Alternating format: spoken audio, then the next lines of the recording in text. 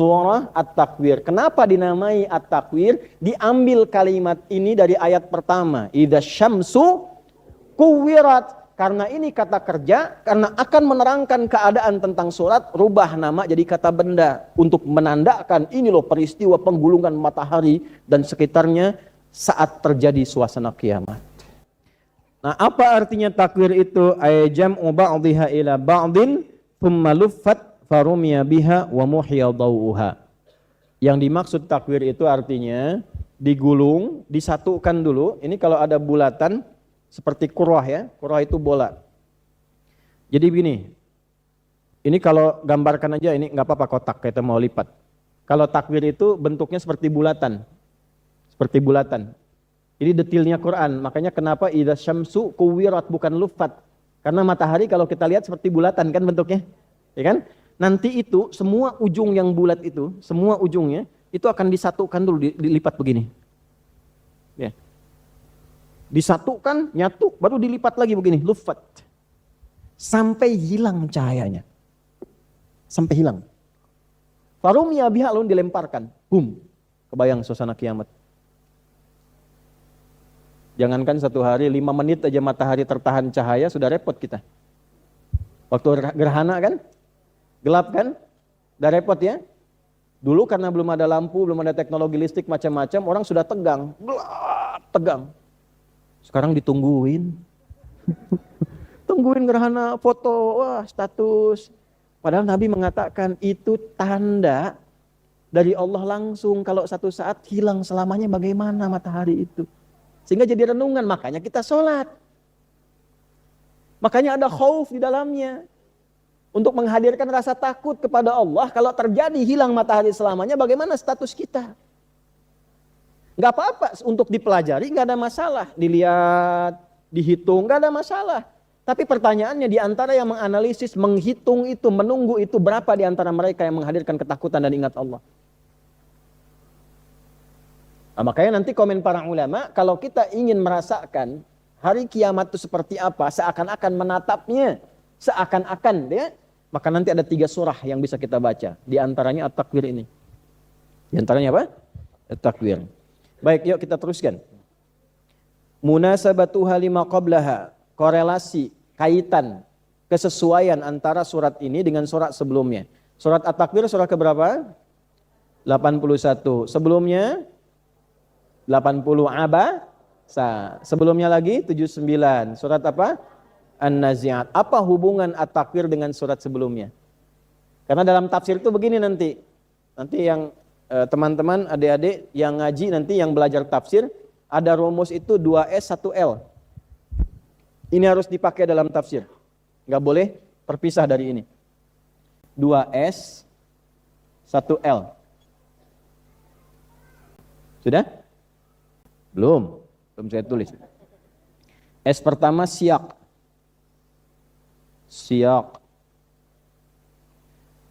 Siyak itu adalah ayat yang kita baca, yang mau kita pahami. Misal, kita ingin pahami ayat pertama, idza syamsu kuwirat, itu siyaknya. Apa maknanya tuh ayat itu, konteksnya? Untuk memahami itu, nggak bisa kita bahas ayat itu saja. Surah 81 ayat 1, nggak bisa sampai situ saja tidak. Apa hubungan dengan sebelumnya? Maka disebut sibak namanya. Sibak. Hilang titiknya 1, jadi sibak. Apa hubungan surah At-Takwir ayat pertama dengan surah sebelumnya? Surah Abasa yang 80, surah An-Nazi'at yang 79. Apa hubungannya?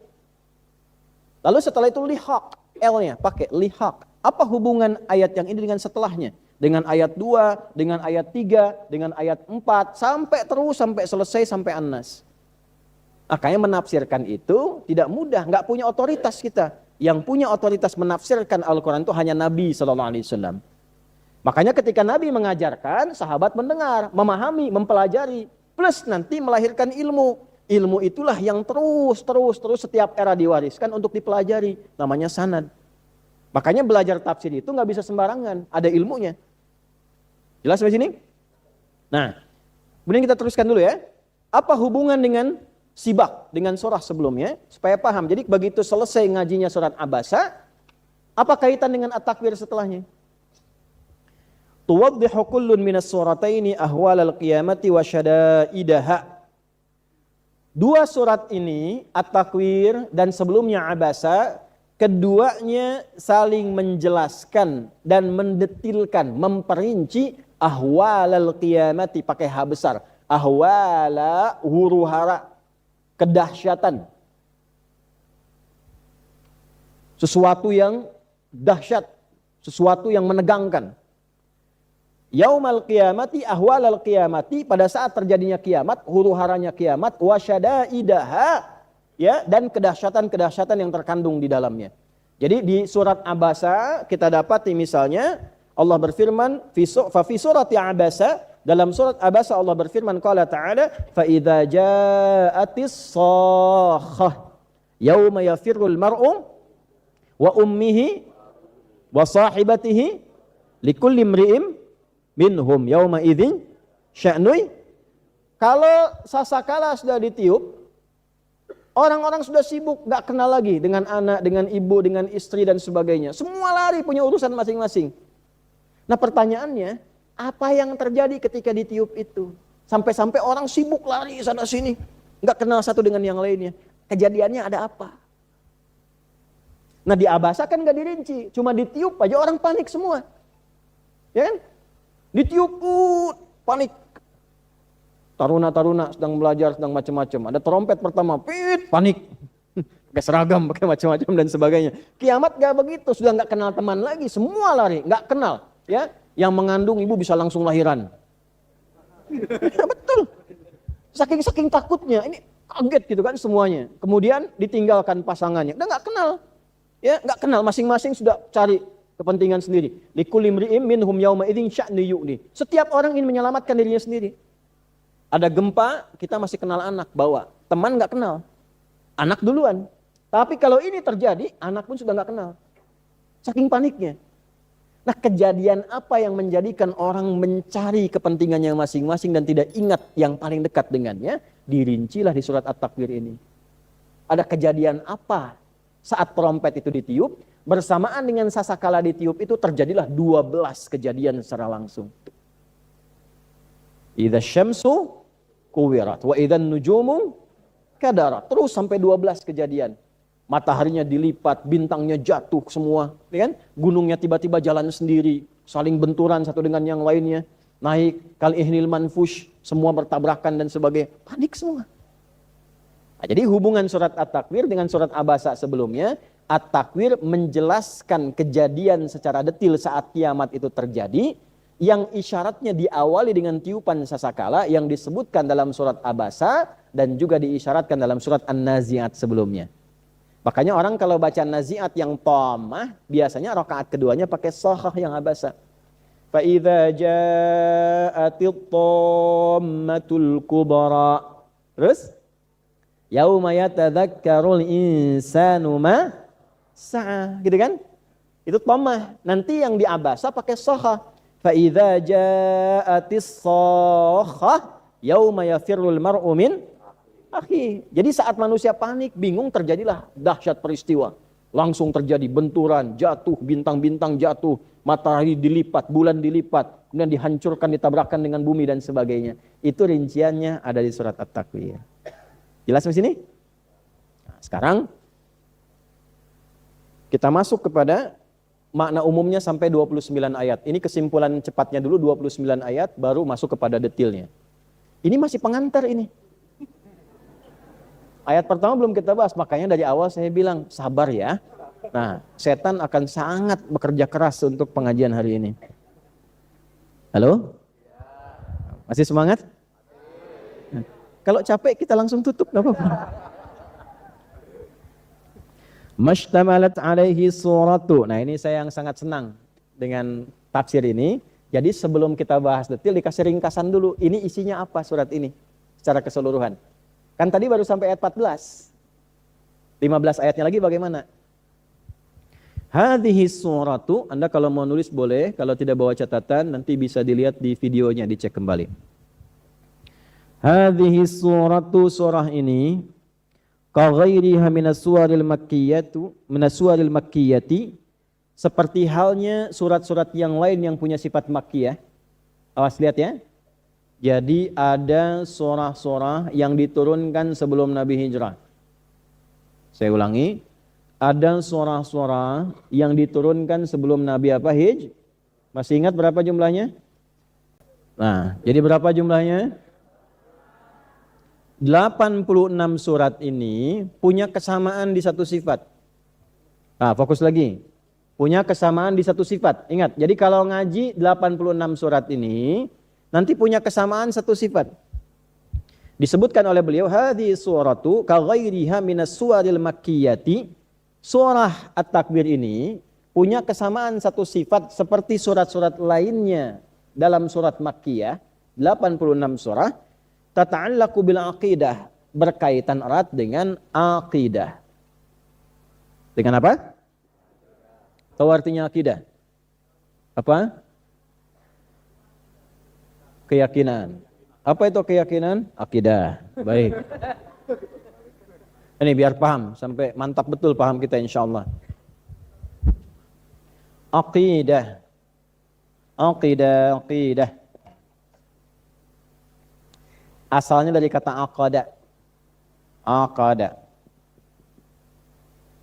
Apa itu aqada? Aqada itu asalnya ikatan yang sangat kuat, yang saking kuatnya sulit untuk terlepas. Dan kita jaga semaksimal mungkin supaya nggak lepas. Itu akad. Makanya kenapa pernikahan dibuka dengan akad? Agar perjanjian itu dijaga betul dengan baik. Usahakan jangan sampai terlepas. Jelas? Kecuali nanti dalam bab-bab tertentu yang dibenarkan secara syariat demi kebaikan-kebaikan tertentu. Tapi kalau dikarang-karang supaya lepas, dosanya besar di hadapan Allah. Jelas ya? Awas hati-hati, saya penting sampaikan ini. Karena di musim-musim pernikahan kadang saya diundang jadi saksi, kadang memberikan pesan. Saya tanya pada penghulu, berapa hari lalu saya tanya itu, sekarang itu di Indonesia ada statistik yang mencengangkan. Bikin kita kaget. Perbandingan 1:50. Setiap ada satu pernikahan, terjadi satu menikah, di saat yang sama terjadi 50 perceraian. Makanya hati-hati yang muda-muda nih ya. Terutama yang belum menikah, belajar dulu. Belajar yang betul dan betulkan niat untuk menikahnya. Ya, yang belum nikah ya. Awas. Mudah-mudahan sebelum kiamat kurang 2 hari sudah dapat jodohnya tuh. Ya sehari lagi lumayan lah. Nah gini, aqada ya, ikatan yang kuat, yang terjaga, dijaga supaya tidak sulit terlepaskan. Kalau ini jadi pegangan di pedoman hidup, kurikulum hidup, inti kehidupan yang dijaga supaya nggak lepas, berubah katanya dari kata kerja aqada menjadi nilai yang kita jaga, kita pegang kuat, jangan sampai lepas. Jadi akidah. Jadi kalau disebutkan akidah, itu yang dimaksud ikatannya. Yang diikat apa lewat akidah itu? Namanya iman. Iman. Jadi ketika mengucapkan asyhadu alla ilaha illallah wa asyhadu anna muhammadan Rasulullah, begitu kita mengatakan kalimat itu konfirmasi iman secara resmi, formal. Kita mengatakan beriman, maka iman datang nih, hidup lagi. Kan awal lahir itu sudah ada fitrahnya beriman, tapi lingkungan merubah. Kullu mauludin yuladu alal fitrah, setiap yang lahir itu ada fitrah iman. Cuman cahaya imannya bisa redup, bahkan hilang. Karena apa? Pengaruh lingkungan. Fa'abawahu yuhawwidanihi au yunassiranihi au yumajjisa. Jangan terjemahkan orang tua, terjemahkan lingkungan. Karena abun itu bisa berarti paman, bisa berarti kakek, bisa berarti guru. Ya, ada yang lahir ayahnya kan sudah meninggal. Bagaimana ayahnya bisa pengaruhi? Ya, ada yang lahir pamannya yang ngasuh, kakeknya yang ngasuh, ibu ngasuh, bapak ngasuh, ngaji, sholatnya bagus. Tapi tiba-tiba sekolah di tempat yang tidak mengajarkan sholat. Makanya jaga betul anak-anak itu, investasi kita itu. Jaga. Titipkan di sekolah di mana. Sehingga terjaga keimanannya. Nah iman ketika muncul, kita jaga supaya nggak lepas. Cara kita menjaga, diikat itu, iman itu supaya nggak lepas. Ikat, itu akidah namanya. Jelas? Nah, supaya akidah ini benar, iman ini benar, ya, kita ikat betul supaya terus tersambung sama Allah, terkoneksi secara tunggal, ya. Qul huwallahu ahad, ahad. Arahkan kepada yang ahad supaya iman ini diikat dan terarah terus kepada Allah yang ahad. Allah ahad.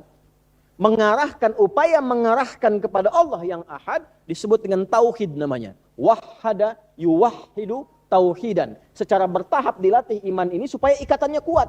Diikat makin kuat, diikat makin kuat. Dilatih secara bertahap. Tauhid diarahkan supaya terkoneksi dengan Allah, dilatih supaya ikatannya kuat. Kencangkan lagi simpulnya, kencangkan lagi simpulnya. Mengencangkan simpulnya bagaimana? Maka diturunkan oleh Nabi ada 6 simpul. Di hadis Muslim, hadis yang ke-8. Ketika malaikat Jibril mengkonfirmasi bertanya, mal iman? Dijawab oleh Nabi, al imanu an tu'minu billah. An tu'mina billahi wa malaikatihi wa kutubihi wa rusulihi wa al-yaumil akhir wa al-qadari khairihi wa syarr. Inilah 6 simpul iman. Kalau 6 ini simpulnya kita ikat dengan kuat, maka iman kita pun akan kuat, akidah kita pun akan kuat. Jadi kalaupun dikasih sarung nggak akan pindah keyakinan. Oh, ini perempuan sekarang baru dikatakan aku mencintaimu, udah meninggalkan keyakinannya. Cemen. Masa imanmu seharga sarung? Imannya seharga kata-kata aja. Itu.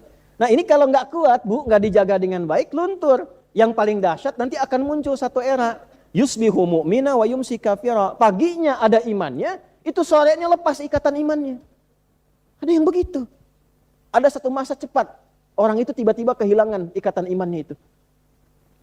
Ya, jadi untuk tauhid itu harus 6 simpul ini diikat dengan kuat. Simpul pertama, iman kepada siapa? Bagaimana cara menguatkan iman kepada Allah supaya akidahnya kuat tertanam, imannya diikat dengan simpul yang kuat? Ada ilmunya, turun Quran surah 47. Ayat berapa? Ayat 19. Fa'lam annahu la ilaha illallah. Fa'lam, fa'nya harfu atfin, huruf ataf, ya. Yang mengikat 2 makna, yang cepat tanpa jeda. Kalau pengen kenal Allah, cepat tanpa jeda. I'lam, cari ilmu, belajar. Belajar. Makanya diterjemahkannya kan ketahuilah. Kalau fi'il amr kembali ke alima asalnya, punya ilmulah dengan cepat. Belajarlah tauhid. Ilmu yang mengarahkan supaya kita terkoneksi dengan Allah yang ahad disebut ilmu tauhid namanya. Disebut ilmunya akidah namanya. Ya kan? Ilmu akidah, kenapa? Karena ikatannya supaya kencang. Ilmu tauhid supaya nyambung dengan Allah, terkoneksi. Annahu, supaya engkau mantap menetapkan la ilaha, supaya mantap. Kalau mau mantap pakai ilmu, nggak ada ilmu nggak mantap nanti. Jelas? Nah ini bagian pertama dulu yang kita maksimalkan. Nah ayat-ayat, surat-surat yang memantapkan akidah kita ini ada 86 surat. Yang rata-rata sifatnya makkiyah. Jadi kalau kita ingin belajar memantapkan akidah, ya, maka pelajarilah, keluarkan surat-surat makkiyah. Nanti dia punya sifat. Sifat pertama, misalnya yang tinggal di kalangan minoritas. Saya seringkali dapat permintaan dan pertanyaan teman-teman yang tinggal di luar negeri yang kondisi muslimnya minoritas. Tapi kalau bikin pengajian, temanya tinggi-tinggi. Kenapa tidak mengeluarkan surat-surat yang fatrah makkiyah, era Mekah, yang panduan menjadi muslim dalam kondisi minoritas? Bagaimana megang akidah di kondisi minoritas itu? Turunkan suratnya, turunkan ayatnya. Dari yang paling pendek, paling Anda favorit di situ, sampai yang paling panjang ada. Dari yang membuat hati kita tenang kalau baca. Tenang, tenang itu bahasa Inggrisnya cool. Ya, ada 3 cool kalau kita baca tenang kan itu ya. Ya kan? Kalau imam baca qul huwallah Anda tenang kan? Ya kan? Imam baca qul a'udzu birabbil falaq Anda tenang kan? Begitu baca Yasin mulai. Nah, cara ngajinya begitu. Supaya ikatannya kuat, makanya orang tua kita tidak banyak cakap. Dalilnya udah paham semua. Nggak banyak bicaranya. Dalil udah paham. Dilatih setelah setiap sholat. Ya fa'lam annahu la ilaha illallah. Nah, makanya bacaan pertamanya agak lambat. Jangan dicepetin dulu. Agak lambatin dulu. Karena apa? Ta'adduban bil ayat. Mengambil etika pada ayat. Baca ayatnya dulu. Fa'lam annahu la ilaha illallah. Itu dulu. Karena apa? Berlandaskan dalil. Kenapa saya baca tahlil yang seperti itu? Dalam sholat kan ada ya, setelah sholat ya, baca tahlil kan? Kenapa yang pertamanya lambat dulu? Ta'adduban bil ayat. Karena ngambil dalil dulu, etikanya ambil dalilnya apa baca itu. Ini ayatnya. Hadisnya banyak nanti. Banyak. Jadi baca hadis pun kita mesti komprehensif, mesti banyak. Misal, bagi yang pemula setelah selesai ada istighfar yang singkat. Astagfirullah, astagfirullah, astagfirullah. Langsung Allah mantas salam. Itu kelas pemula. Ada lagi hadis yang lain. Nanti dirangkumkan dengan bacaan lain yang kalau dibaca dosa sebesar apapun diampuni. Astaghfirullahaladzim alladzi la ilaha illa huwal hayyul qayyum wa atubu ilaih. Orang tua kita dulu memilih hadis yang kedua ini untuk mengangkat kita sampai tertinggi supaya dijaga kampungnya, nggak ada yang berbuat maksiat lagi. Makanya kenapa dulu banyak yang aman, Bu? 3 bukit aja ada yang meninggal, masih tahu itu. Dan aman kondisinya. Sekarang kita, gelisahnya banyak, belum keluar rumah sudah gelisah. Dengar berita sudah gelisah. Baca sudah gelisah. Hujan turun aja gelisah. Ya kan? Nah, coba dicek. Dulu algoritmanya oleh orang tua kita udah dikasih dulu tuh. Cuman orang tua kita itu gampangan. Dalilnya sudah paham, kayaknya sudah paham. Dikasih aja amalan langsung. Tapi berlandaskan dalil. Nah, umat sekarang banyak tanya dalil, amalnya nggak dipakai. Halo? Gitu ya. Nah, ini ayat-ayat tentang Makkiyah, surah Makkiyah penguat iman akidah. Artinya apa? Baca surat ini pun at-takwir pun kesuksesan pertamanya kalau kita belajar surat ini akidah kita menguat. Jadi kalau ada yang baca at-takwir, belajar at-takwir, akidahnya tidak semakin kuat, ada yang salah ngajinya. Paham? Ya. Oh iya, Bu. Ya maaf, Bu. Nggak paham bahasa ya. Udah nah. Siap, Bu. Ibu lagi melawan kantuknya itu. Saya juga semangat. Fahiya tuqarriru ma yujadu fi yaumil qiyamati min ahwalin. Maka surah-surah ini termasuk at-takwir di dalamnya menetapkan apa yang akan terjadi pada hari kiamat berupa beragam perkara-perkara yang mengandung peristiwa dahsyat. Wa tuthbitu annal Qur'anal Karim munazzalun min 'indillahi ta'ala, dan belajar tentang surat At-Takwir ini bisa membuat kesimpulan bahwa Quran ini bukan rekayasa Nabi, bukan buatan Nabi, bukan kalimat manusia, tapi firman Allah Subhanahu. Nah, jadi kalau kita ngaji At-Takwir makin pintar, makin paham kalau Quran ini firman Allah. Nih kalau Bapak Ibu ditanya sama non-Islam misalnya, dari mana Anda bisa buktikan kalau Quran itu firman Allah, bukan karangan Nabi? Gimana cara membuktikannya?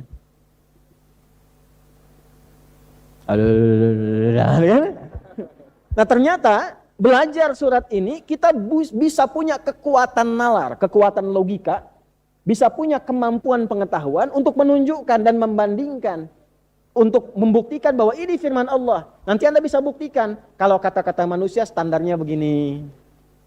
Nah, ini tidak masuk standar itu. Kalau di luar standar itu berarti bukan kalam manusia.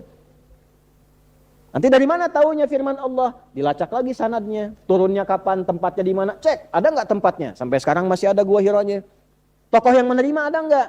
Nabi Muhammad ada. Di mana buktinya? Sejarah membuktikan, tempatnya masih ada, kuburnya masih ada. Jadi satu-satunya kitab suci di muka bumi ini yang semua jalur referensinya tersambung sampai ke Tuhannya cuma Al-Quran.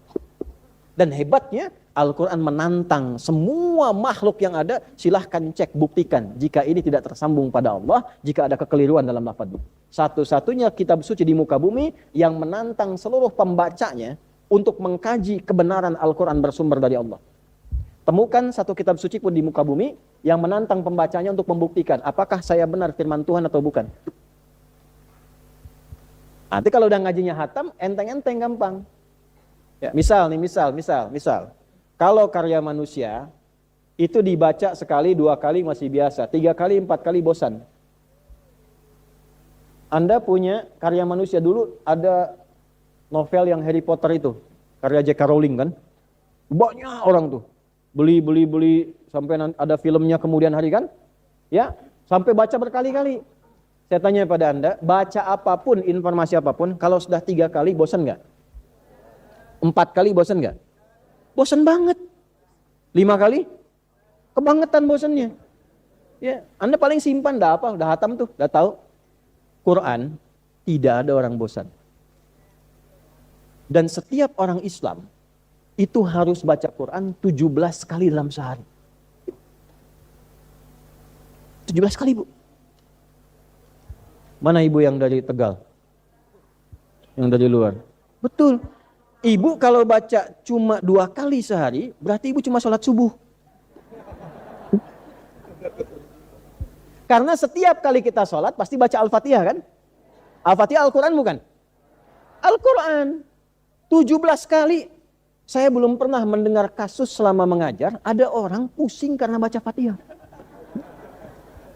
Padahal paling sedikit 17 kali. Mana yang dokter? Ada nggak orang masuk klinik misalnya?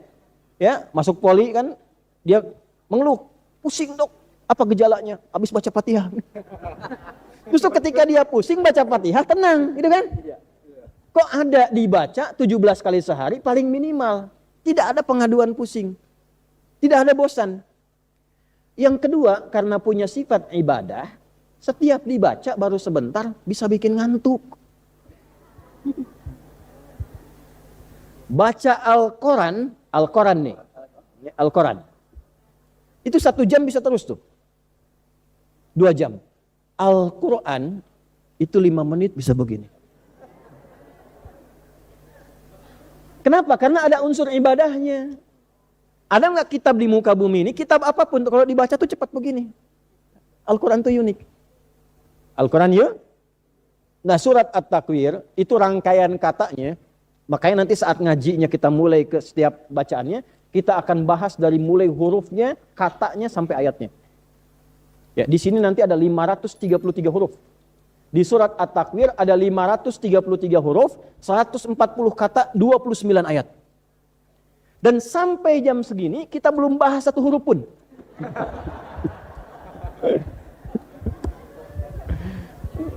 Ya, jadi kalau kita nanti bahas baru 1 huruf aja, nah kita paham. Nah, ini bukan karya manusia ini. Jelas? Mana ada karya manusia disampaikan mukadimahnya 1 jam lebih.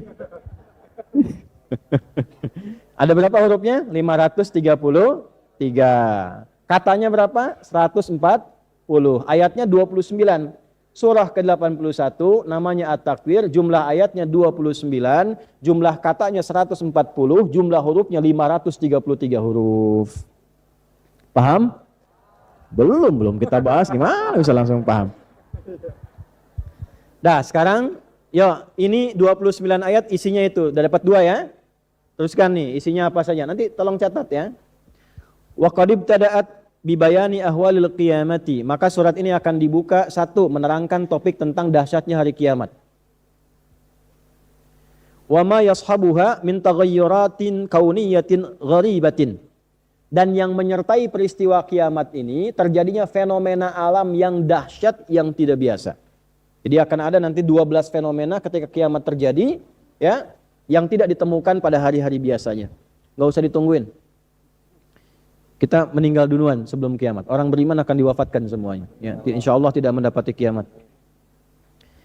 Tashmalu kullun ma yushahidul insanu fid dunya minas sama' wa kawakibiha. Dan peristiwa kedahsyatan kiamat ini akan mencakup semua hal-hal yang kita pernah lihat baik di dunia ataupun di langit berubah total. Semua yang pernah kita lihat. Ya, misalnya matahari kan lihat ya. Kita rasakan kan cahayanya, nanti akan terjadi sesuatu pada matahari yang tidak pernah terjadi pada sebelumnya. Ini karena bukan tanda, ini sudah peristiwa. Kalau tanda kan sudah di ayat sebelumnya, surah sebelumnya. Ini peristiwanya. Kalau tanda kan biasa terbit di timur, terbit di, itu baru tanda. Kalau sudah peristiwanya terjadi, dilipat langsung mataharinya, hilang seketika cahayanya, dilemparkan limpatan itu ke bumi, beradu langsung. Boom. Setelah selesai hancur semua, dilemparkan ke neraka. Nanti jadi bahan bakar neraka, sekaligus bagi yang pernah menuhankan matahari. Tuh sekaligus di situ tuh. Jadi bahan bakarnya. Bayangkan kena cahayanya aja seperti apa rasanya kalau siang-siang. Sekarang langsung dapat matahari sebagai bahan bakar neraka di dalamnya. Ya. Nanti ada hadis yang menerangkan langsung demikian. Matahari dan bulan itu akan dilipat, dihilangkan cahayanya, disatukan, dilemparkan ke dalam neraka, khusus menemani yang pernah mempertuhankan keduanya saat di dunia. Jadi teman tuh. Ya. Nanti saat masuk kalimat wa idzan nufusu zuwijat, ya, itu makna zuwijat itu dipasangkan sesuai dengan perilakunya di dunia. Jadi yang munafik ketemu munafik lagi, yang kufur ketemu kufur lagi, yang menuhankan apapun disamakan, disatukan dengan yang dituhankannya. Misal menuhankan benda, ya apa saja, menuhankan uang, masuk dengan uang-uangnya sekaligus tuh. Ya, tapi jadi bahan bakar neraka. Ya, sekaligus. Nanti golongan munafik dengan munafik lagi. Ya, kita berlindung. Dari sekarang banyak doa. Banyak doa. Makanya istihabus salihin, berkumpul dengan orang soleh, menyertai majelis orang soleh itu penting. Supaya mudah-mudahan saat meninggal itu disatukan dengan orang-orang soleh. Itu kan kita tiap hari 17 kali berdoa demikian. Ihdinas siratal ladzina an'amta ghairil maghdubi alaihim. Dari mana tafsirnya? An-Nisa ayat berapa? 69. Ulaika ma'alladzina an'amallahu alaihim minan nabiyyina was-siddiqina wasyuhada was-salihin wa hasuna ulaika rafiqa. Ada orang-orang yang saat dibangkitkan di akhirat dikumpulkan dengan 4 golongan. 1 dengan para nabi yang pernah bertugas di bumi. 2 orang-orang jujur yang membenarkan syariat dan mengamalkannya. Dia membenarkan kul huwallahu ahad, yakin Tuhannya Allah, dia praktekkan. Allah perintahkan salat, dia salat. Itu siddiqun. Wasyuhada, dengan orang-orang yang pernah syahid berjuang di muka bumi. Wassalihin, dan orang-orang saleh. Wa hasuna ulaika rafiqa, itulah teman terbaik. Jadi kalau mau cari teman, cari 1 di antara 4 ini. Nabi sudah enggak ada, yang ngaku nabi banyak. Ya kan? Jangan cari masalah. Ya, Nabi sudah enggak ada. Siddiqin sedikit.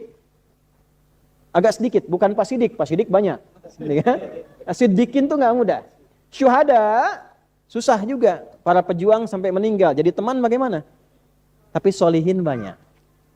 Salihin, cari orang-orang soleh yang dia beramal karena apanya tadi di awal? Karena imannya. Suami, ibu tahu dari mana suaminya soleh?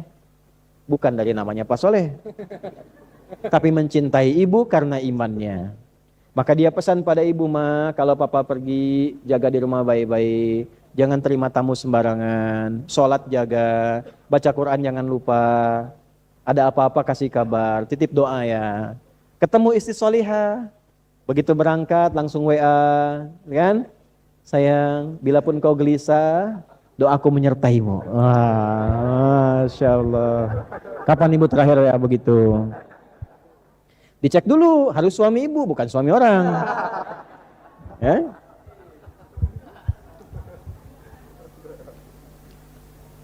Wal ardi wajibaliha wabihariha wawuhushiha.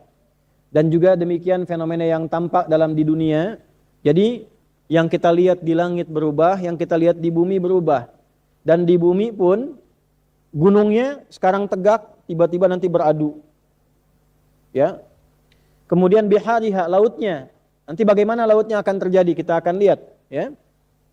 Kemudian juga wawuhushiha, dan hewan-hewannya, termasuk yang liar-liar, termasuk juga yang apa istilahnya? Hewan buas, ya, yang buas-buasnya. Wan nufusil basyariyati wa mazalimiha, dan dikumpulkannya orang-orang sesuai dengan kecenderungan hati dan nafsu serta jiwanya. Wa tubrizu ba'da idzinil jahima wa niranaha wal jannata wa na'imaha. Lalu ditampakkan juga gambaran tentang neraka dan surga bagi orang-orang beriman yang akan memasukinya. Baik, kita masuk Bapak Ibu sekalian kepada ayat yang pertama. Kita akan mulai langsung kajian detailnya. Kita punya waktu 20 menit ke depan. Idza syamsu kuwirat. Ini saya belum detailkan di pertemuan lalu. Kita berhenti di jam 10 insya Allah ya. Oh, silahkan kalau mau sampai jam 12, pokoknya saya sampai jam 10 saya selesai.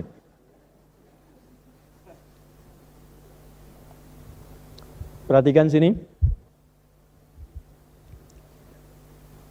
ayat 1, ulangi, ayat 1 sampai ayat 13 berisi 12 sumpah Allah yang menunjukkan kejadian dahsyat saat terjadinya kiamat. Intinya akan ada 12 kejadian dahsyat saat kiamat terjadi dan akan merubah keadaan kehidupan di bumi ini tidak seperti yang kita rasakan sebelumnya. Dan menampilkan 12 kejadian ini Allah menggunakan sumpah dalam mengawalinya. Jadi kalau Allah berfirman tanpa sumpah pun sudah penting dan serius. Kalau bersumpah artinya sangat serius. Dalam ilmu tafsir begini, termasuk dalam kaidah bahasa Arab. Jika ada ayat Al-Quran dibuka dengan sumpah, artinya informasi yang disampaikan ada yang meragukan, saking ragunya sampai pada tingkat mengolok-olok. Masa sih gitu ya. Nah, itu sampai ada yang begitu.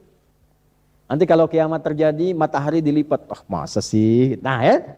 Nah, karena ada canda seperti itu, tingkatan keraguan yang mengabaikan, maka Allah hadirkan sumpah di depannya. Seakan-akan sumpah itu memberikan penguatan juga. Nah ini, poin hati-hati. Nilai ancaman pada yang merendahkan ketika dia mendapatinya, mendapatkan siksa yang berlipat dibandingkan dengan orang yang mendapatinya seperti biasa. Biasa pun sudah terlukiskan. Ya, apalagi orang-orang yang mengolok-olok terjadinya apa? Kiamat. Walaupun dia meninggal, nanti tiupan pertama kan bangkit lagi tuh. Begitu dibangkitkan dapat lagi tuh. Ya, jadi sebelum mendapatkan hukuman yang sebenarnya di akhirat, mendapatkan dulu kenyataan pahit yang pernah dia olok-olok sebelumnya. Jadi ada berapa? 12 sumpah untuk berapa kejadian? 12 kejadian.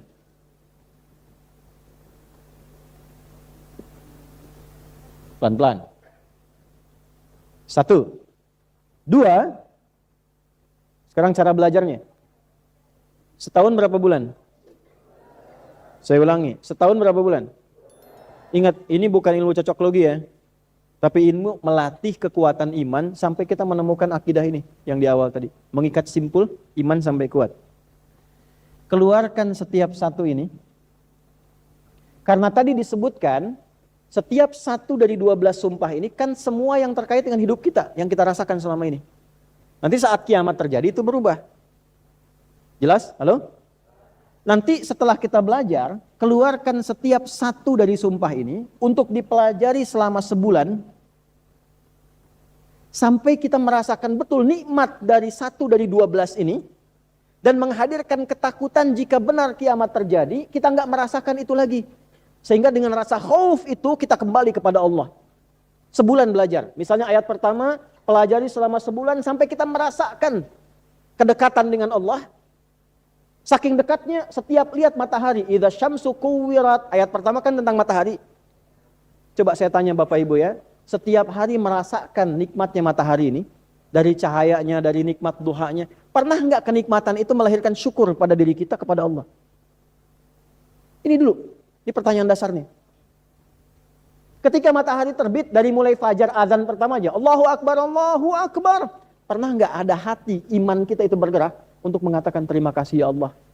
Yang telah menghadirkan matahari dari cahaya pertamanya di pagi ini untuk membelah kegelapan malam dan menunjukkan hamba pada suasana terang untuk membedakan benda dengan yang lainnya. Dan dengan itu hamba semakin ingat kepadamu. Pernah nggak begitu?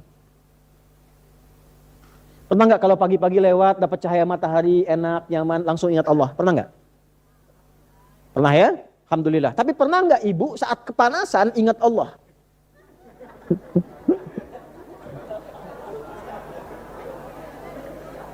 Ingatnya cuma sampai lisan termasuk ke hati. Ya Allah panas banget. Ya Allah. Itu baru di lisan. Pernah nggak ada zikir? Maksudnya apa? Ketika panas banget itu bukan kita ketawanya. Ingat bagaimana kalau kiamat terjadi, panasnya dikumpulkan sekaligus. Itu maksudnya. Latihan selama sebulan sampai kita merasakan kedekatan dengan Allah. Nah, ini belum pernah disampaikan dalam kajian mungkin pada umumnya. Tapi dengan kita belajar sampai ke intinya, kita akan menemukan ini. Karena kaitannya kemana? Ini ayatnya ayat akidah Bu, Pak. Ayat iman. Sampai nanti ketika baca ayat ini, iman kita bergerak. Makanya komen Nabi, riwayat Imam Ahmad nanti dalam salah satu hadisnya, ya, man asarra an yanzura yaumal qiyamati. Perhatikan, bira'yil aini atau kama qala sallallahu alaihi wasallam, siapa yang berminat untuk merasakan kiamat seperti menyaksikannya, falyaqra, maka hendaklah dia baca surat berikut ini. Di antaranya apa? 3 surat. Al-Insyiqaq, Al-Infitar, dan At-Takwir. Jadi begitu Anda baca idza syamsu kuwirat, jangankan baca satu ayat itu, dengan At-Takwir saja sudah mengalir air mata kita, sudah takut kepada Allah, sudah minta perlindungan pada Allah Subhanahu wa taala. Nah, ini baru baca ayat pakai iman. Tuh. Kalau cuma firman Allahu Akbar, idza syamsu kuwirat, dibaca suara bagus tapi yang diingat utang belum lunas. Imannya belum aktif. Jelas di sini? Oke, yuk kita mulai. Ayat yang pertama, nanti latih selama sebulan. Sampai bulan depan. Ya, bulan depan dah kerasa. Jadi begitu kerasa berangkat, matahari terbit, ingat Allah. Kalau nyaman ingat, kalau panas juga kita merasa takut dan sebagainya, kembalikan pada Allah. Jelas? Nanti kalau sudah bisa begitu, berubah status kita, namanya langsung dirubah oleh Al-Quran menjadi ulul albab. Apa namanya? Ya, ulul albab itu singkatnya orang yang lihat apapun langsung ingat Allah. Inna fi khalqis samawati wal ardi wa ikhtilafil laili wan nahari la ayatil liulil. Apa cirinya? Alladzina yadhkuruna Allaha qiyaman wa qu'udan wa 'ala wa yatafakkaruna fi khalqis samawati wal, ujungnya Rabbana ma khalaqta hadza subhanaka faqina. Begitu lihat matahari, alhamdulillah ya Allah cahayanya baik. Terima kasih ya Allah yang telah menciptakan. Ingatnya Allah. Lihat suami ingat Allah. Lihat istri ingat Allah. Titipan. Itu ulul albab tuh. Ibu lihat suami ingat bulanan. Lihat anak titipan Allah. Itu. Ayo cepet ah. Idza asy-syamsu kuwirat.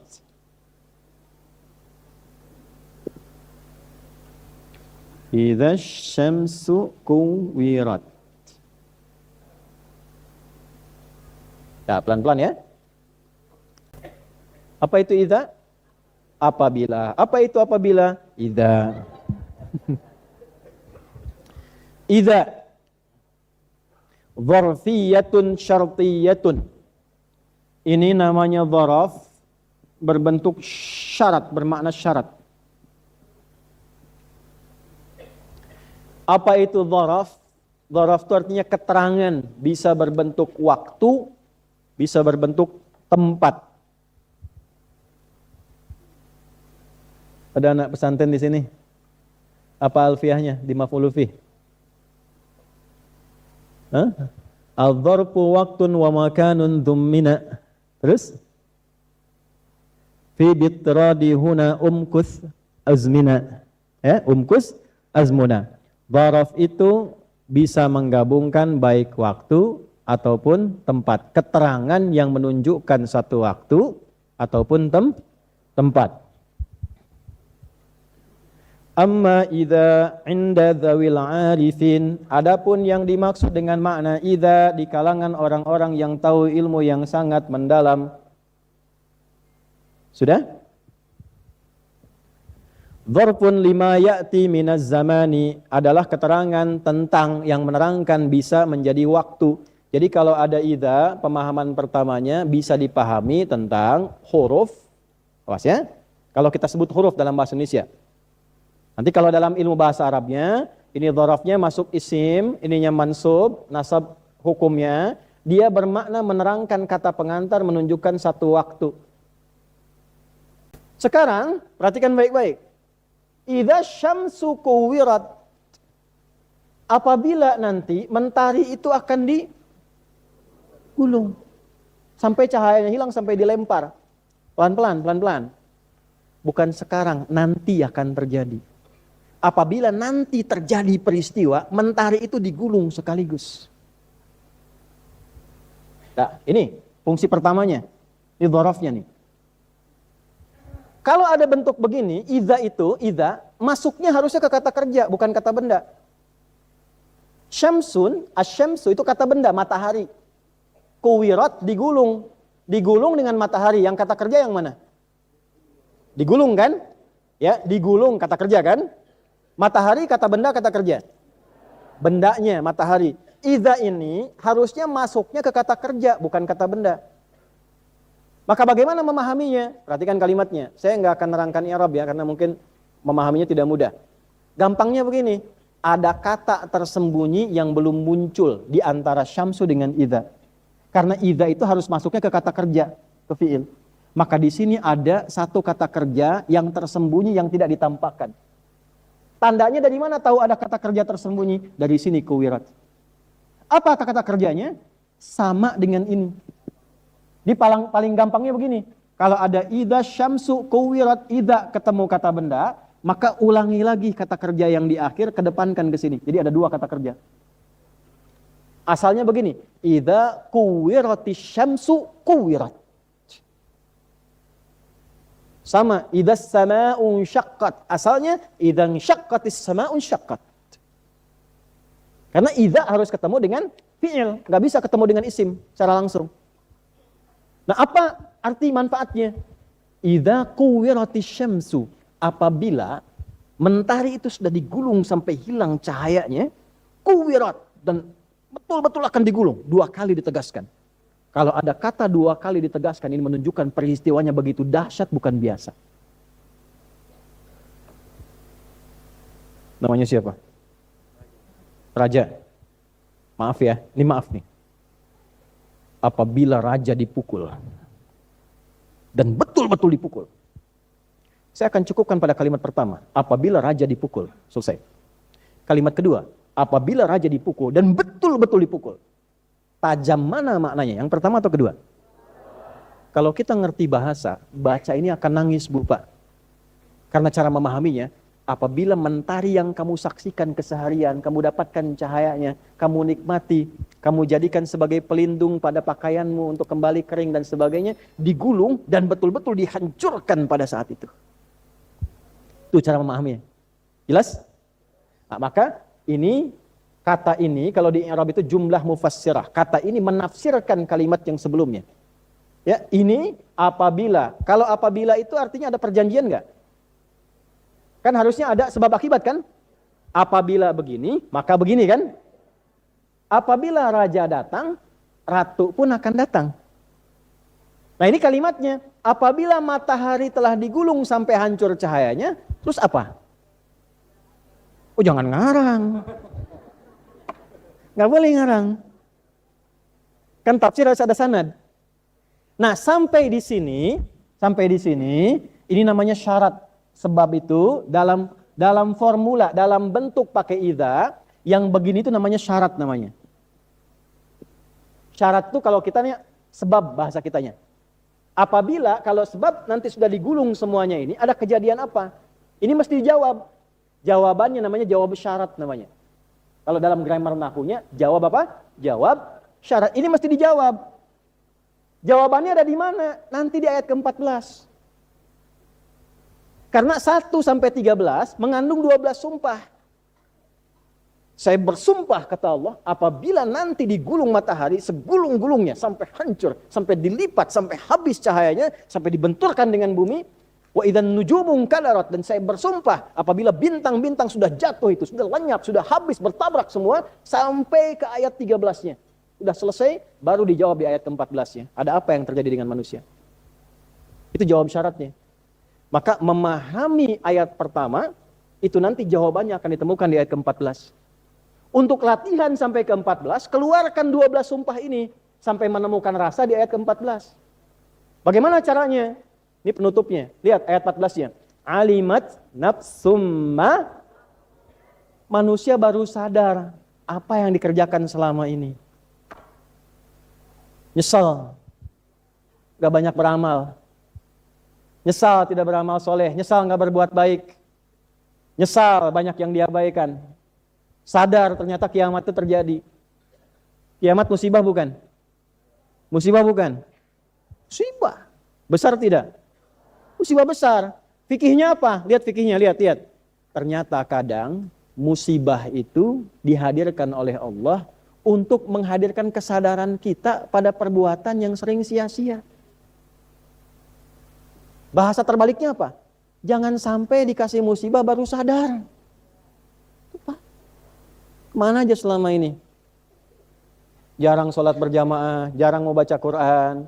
Baru setelah dikasih musibah baru sadar, ya Allah kenapa saya ke masjid selama ini? Kenapa gak sempat baca Quran? Baru setelah usahanya macet baru ingat Allah ke masjid. Jadi jangan sampai hidup itu ingat Allah, dikasih musibah dulu baru ingat. Ini kalau disebutkan ayatnya, dibuat umum informasinya, ini menunjukkan kadang ada karakter manusia yang belum sadar saat menjalani hidup, butuh musibah baru ingat Allah. Tuh. Saat minjem riba nggak ingat tuh, terus saja. Begitu membengkak baru ingat.